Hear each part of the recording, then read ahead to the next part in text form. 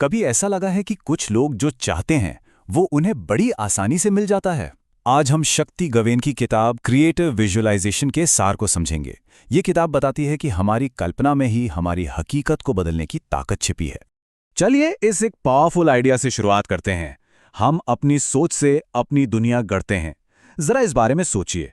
इसका मतलब है कि हमारे आसपास जो कुछ भी है वो कहीं ना कहीं हमारे अंदर की सोच का ही तो आईना है।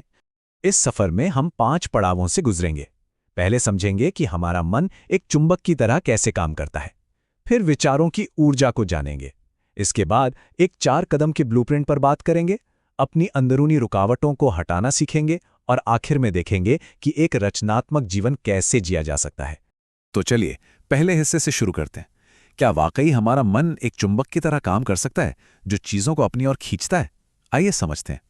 तो ये क्रिएटिव विजुअलाइजेशन आखिर है क्या? देखिए, ये कोई जादू नहीं है, बल्कि मन और ऊर्जा का एक प्राकृतिक नियम है। इसका सिद्धांत बहुत सिंपल है।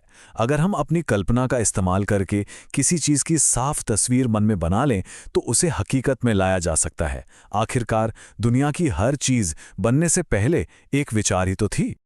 ये आइडिया बहुत ही दिलचस्प है कि हमारी जो अंदर की दुनिया है वो एक चुंबक की तरह काम करती है, जो बाहरी दुनिया के हालातों को अपनी ओर खींचती है।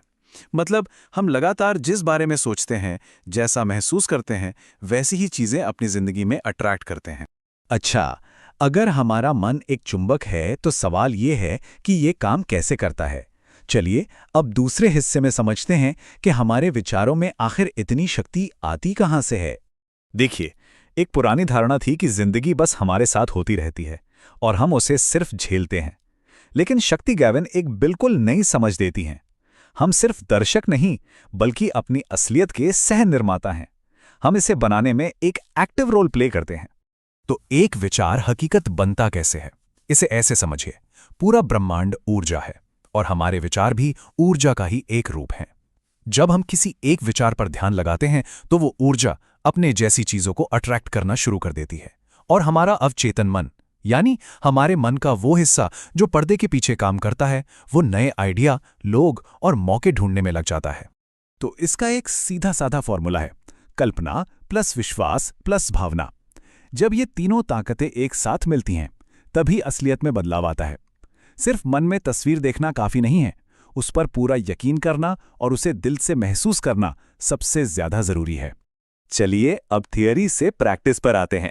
बात करते हैं एक 4 कदम के ब्लूप्रिंट की, जिसे कोई भी अपना सकता है।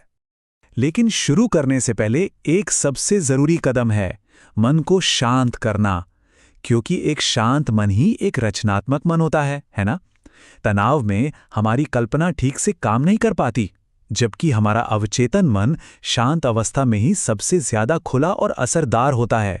तो ये रही वो 4 कदमों वाली तकनीक। पहला कदम, शरीर और मन को पूरी तरह शांत करें। दूसरा, अपनी इच्छा को लेकर एकदम क्लियर हो जाएं कि असल में क्या चाहिए। तीसरा, अब मन में उस चीज की एक जीती जागती तस्वीर बनाएं। और चौथा, सबसे जरूरी कदम, उसे पा लेने की खुशी को अभी इसी पल महसूस करें। विजुअलाइजेशन को और भी असरदार बनाने के लिए एक जबरदस्त टूल है एफर्मेशंस।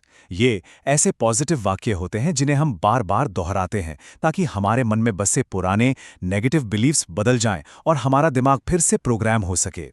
अच्छे एफर्मेशंस बनाने के कुछ नियम हैं। उन्हें हमेशा प्रेजेंट टेंस में बोलें, उन्हें रोज दोहराएं और सबसे जरूरी, उन्हें सच मानकर महसूस करें। जैसे ये कहना कि मैं आत्मविश्वासी हूं या मेरे जीवन में प्रचुरता है, धीरे धीरे हमारे अवचेतन मन को इसे सच मानने पर मजबूर कर देता है। अच्छा, अब उस सवाल पर आते हैं जो शायद मन में हो, अगर ये इतना आसान है तो ये हमेशा काम क्यों नहीं करता? इसका जवाब हमारी अंदर की रुकावटों में छिपा है। चलिए उन्हें समझते हैं। सवाल यही है, हम इतनी कोशिश करते हैं, कल्पना करते हैं, लेकिन फिर भी नतीजे क्यों नहीं मिलते? जैसा कि किताब बताती है, इसका जवाब बाहर नहीं बल्कि हमारे अपने अंदर ही छिपा है। इसके पीछे वजह है हमारी अंदरूनी बाधाएं, जैसे कोई गहरा डर, असुरक्षा की भावना या पुराने बुरे अनुभव। कभी कभी हमारे मन में कहीं गहरे में ये आवाज होती है कि मैं सफलता के लायक ही नहीं हूं।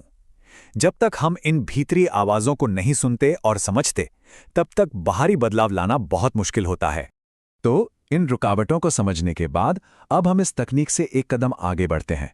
देखते हैं कि इसे सिर्फ एक टूल की तरह नहीं, बल्कि जीवन जीने के एक तरीके के तौर पर कैसे अपनाया जा सकता है। क्रिएटिव विजुअलाइजेशन सिर्फ कुछ पाने की तकनीक नहीं, बल्कि जीने का एक नजरिया है। इसका असली मकसद सिर्फ चीजें हासिल करना नहीं, बल्कि खुद को जीवन का एक निर्माता बनाना है। तो एक रचनात्मक जीवन जीने के सिद्धांत क्या हैं? पहला, जिंदगी को कंट्रोल करने की कोशिश छोड़ दें और उसके बहाव के साथ जीना सीखें। दूसरा, अपनी अंदर की आवाज, अपने अंतर्ज्ञान पर भरोसा करें। और तीसरा, जीवन को जबरदस्ती नहीं बल्कि स्वाभाविक रूप से सामने आने दें। तो पूरी किताब का सार इस एक साइकिल में छिपा है। विचार से भावना पैदा होती है, भावना ऊर्जा बनाती है और वही ऊर्जा हमारी वास्तविकता बन जाती है।